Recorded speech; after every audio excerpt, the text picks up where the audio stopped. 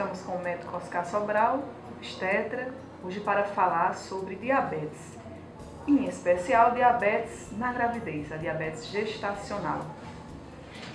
Dr. Oscar Sobral, diabetes, fazer um resumo breve sobre a doença geral. A diabetes é uma doença que ela existe de duas formas. A tipo 1, quando a pessoa já nasceu com esse problema, e a tipo 2, quando a pessoa desenvolve depois de uma certa idade.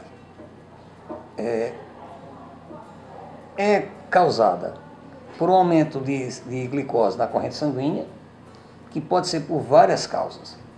Existem várias causas que podem levar uma pessoa a vir a ter diabetes.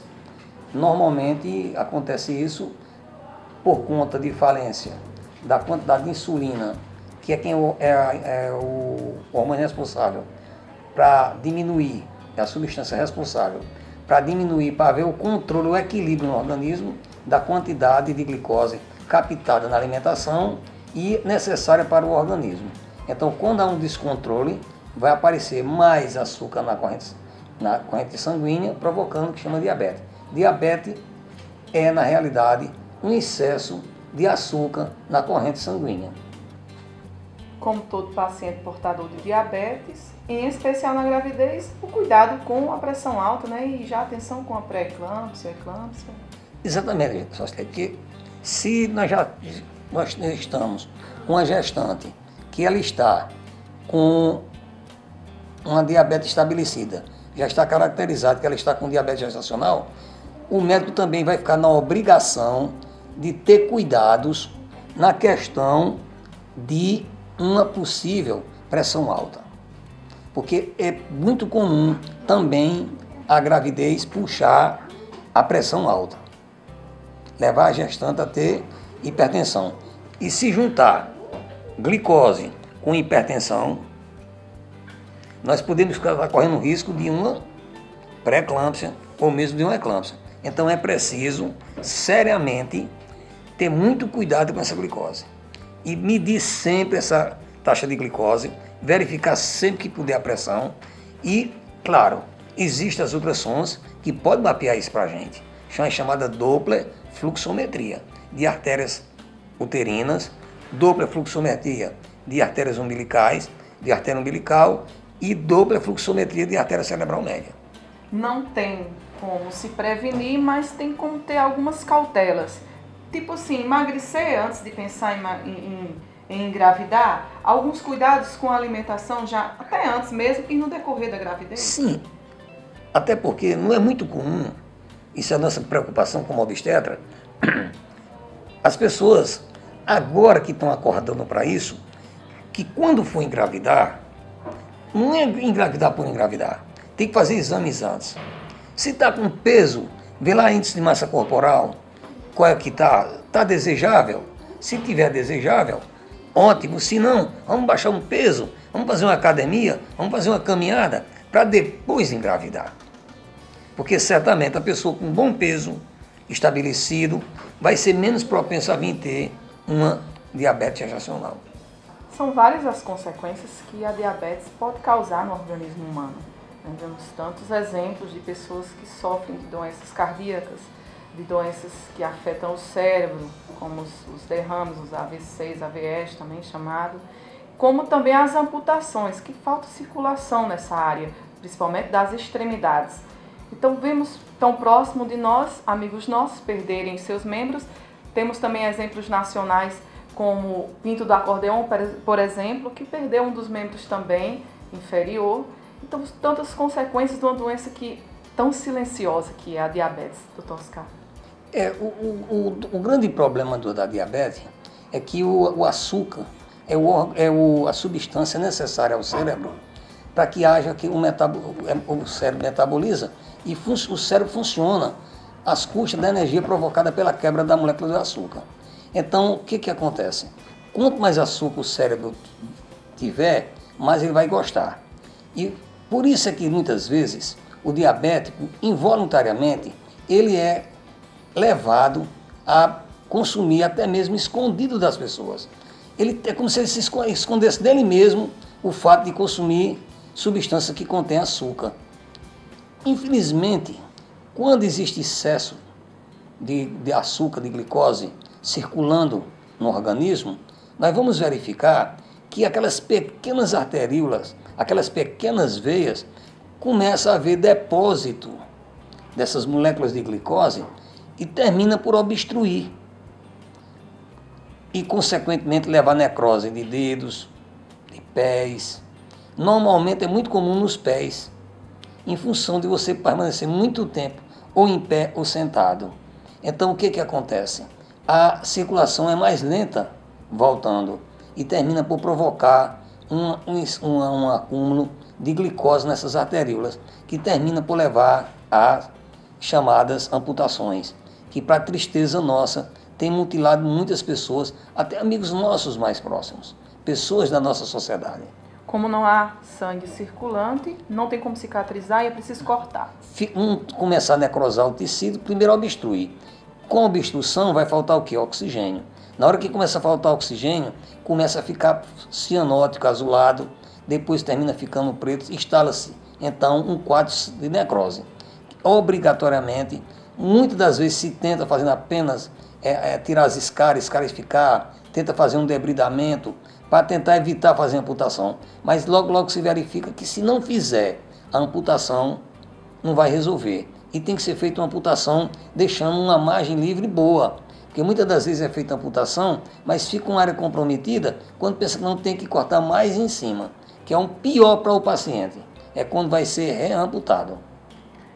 Não tem sintomas. É uma pessoa que tem muita energia, tem muita glicose dentro dela, mas porém as células, como se diz, morrem de fome. Elas não conseguem captar essa glicose e produzir energia. É porque normalmente a glicose é mais absorvida no cérebro. Em termos de organismo, se você pega um diabético, a única coisa que poderia orientar um profissional da área de saúde a desconfiar que alguém teria uma diabetes, seria o quê? Perca de peso, seria urinar muito, que nós médicos chamamos poliúria, ou então aquela sede exagerada e bebe muita água. O diabético, ele toma muita água e tem um nome científico para ele chamado polidipsia, mas quando junta urinar muito, beber muita água, perca de peso, já é um bom começo para a gente começar a desconfiar e tentar já pedir já para as pacientes exames que possam ser verificados se essa pessoa está desenvolvendo uma diabetes. Então, agora, um sinal no organismo, porque as pessoas confundem muito sintoma com sinal. Sintoma é aquilo que a pessoa sente. Sinal é aquilo que uma pessoa vê. Então, a diabetes não tem um sinal que uma pessoa possa dizer que alguém está com diabetes. Agora, existem sintomas que podem orientar um profissional de saúde a desconfiar e pedir exames para isso. Então, é preciso que as pessoas, e também tem um detalhe, a não ser também, é claro, que aquela pessoa tenha, já com a taxa alta, que ele fica com um hálito diferente, fica com um hálito cheiroso a acetona, fica com aquele hálito cetônico, dá para desconfiar.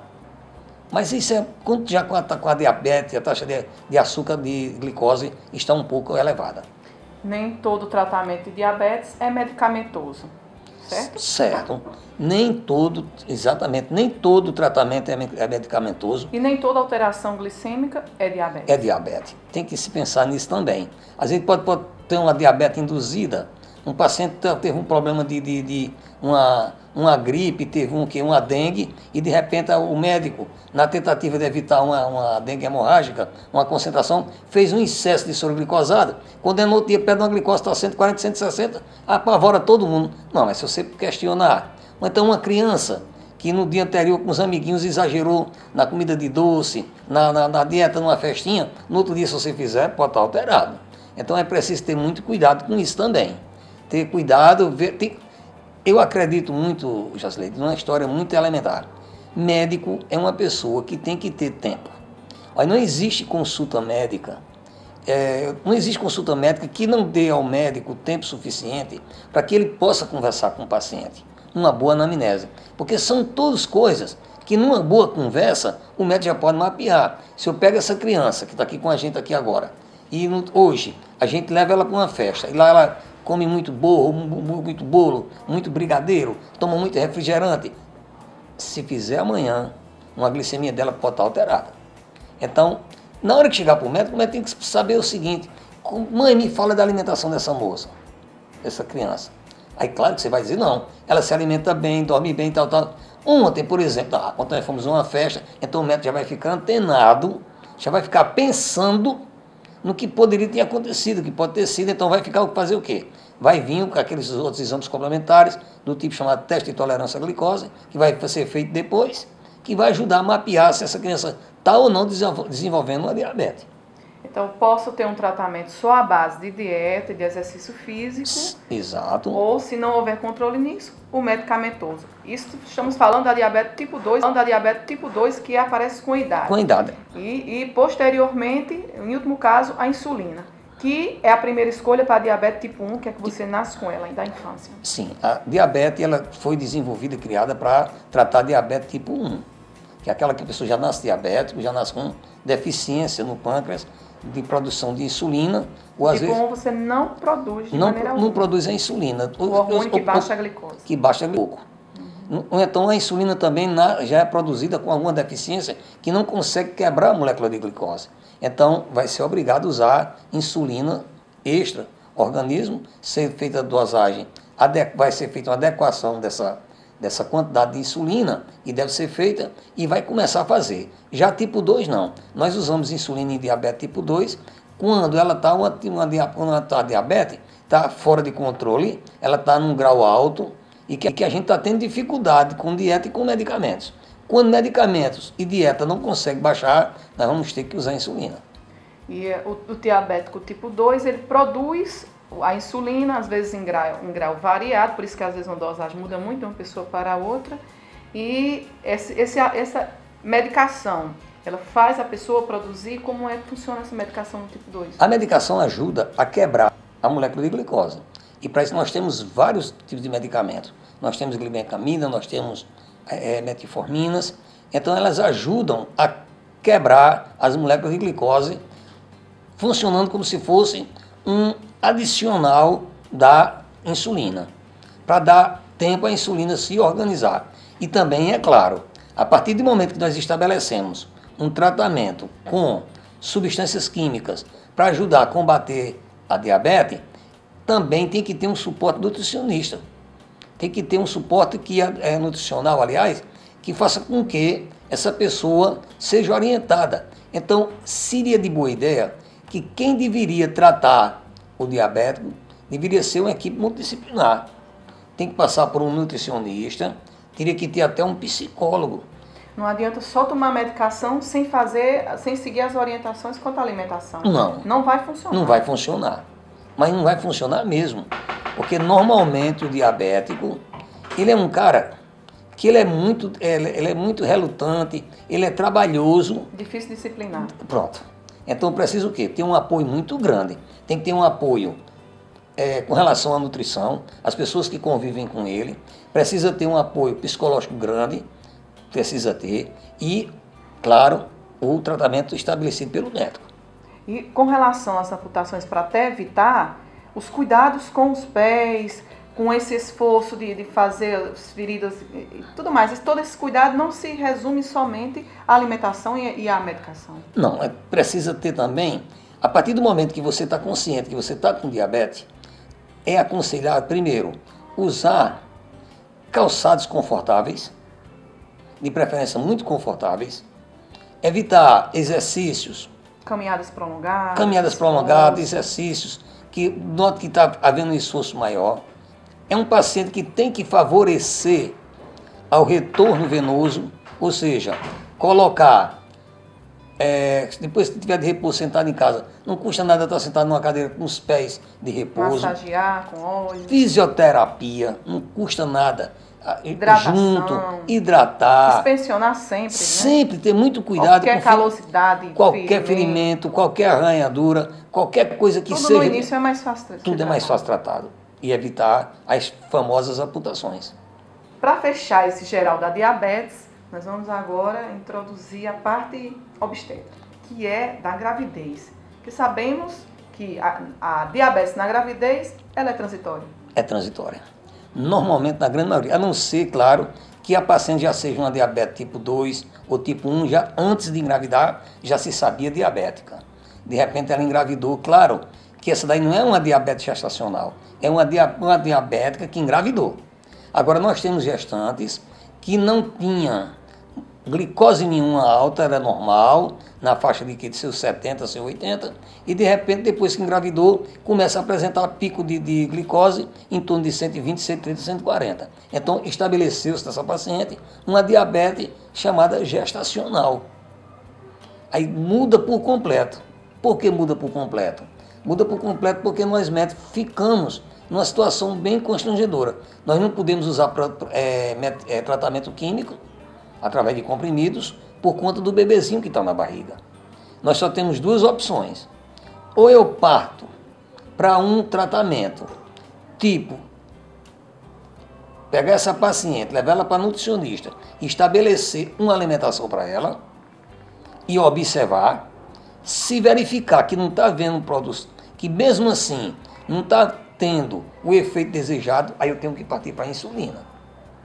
Vai ter que ir para a insulina, porque senão, certamente o bebezinho dela vai ser o que a gente chama de gig, aqueles bebezinhos grandes demais. São aquelas mães que ganham bebê na faixa de 4,5 kg, 5 kg, e já aconteceu isso.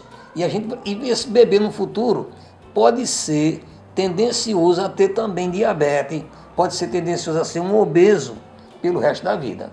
Então é preciso ter muito cuidado com a gestante. É por isso que o médico que se propõe a fazer pré-natal, ele tem que ter muito cuidado com isso. Então, volta a bater na tecla da anamnese.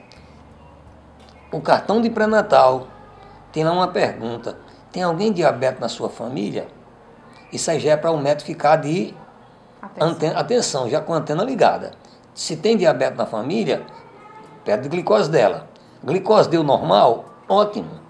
A glicose deu alterada? Já vai ficar de preocupação. O tipo físico dela, Tosca? Influencia muito, porque se eu tenho aquelas gestantes que muitas vezes não chegam aqui, já chegaram aqui na minha clínica, já chegaram em programa Saúde da Família onde eu trabalhei, já tive gestante com 120, com 130 quilos. Não obrigatoriamente para desenvolver uma diabetes gestacional? Não, obrigatoriamente não, mas é um fator de risco.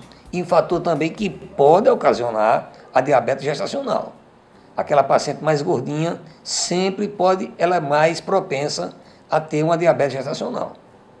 Diagnóstico, tratamento mesmo da diabetes?